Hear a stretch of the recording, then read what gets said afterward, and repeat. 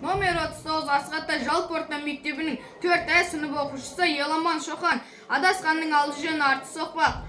Абай Құнанбаев. Адасқанның алды жөн арты соқпақ. Оларға жөн арамының сөзін ұқпақ. Қас маңған болға бөккен кісім сынып, әсті жоқ кеселді, істен бүттей қорықпақ. Bir ақ шөпке шапаны сондай шапшақ, мүшесіне буынып баса далшақ. Қас алдында жымырып келтірем деп, ақтымақтың құлағы салтақ-салтақ, жаздық үні ақ бөркі бүктел мидақ, қолында бір сабау бар одағы аппақ, кереге сабауды шаншып қойып, бөркініліп қарайды жалтақ-жалтақ, қу шалбар құлдығына болды айғақ, тізесіне созғылайды қалталансақ, тізесіне созғылайды қалталансақ, ұстаудағы кісідей мезгілі бар, күні бойы шешініп бір тынықпақ. Тірі жанға құрбы боп жап-жасында, қалжындамақ, қасындақ, ыржындамақ, бет-аузын сөз сөйлерді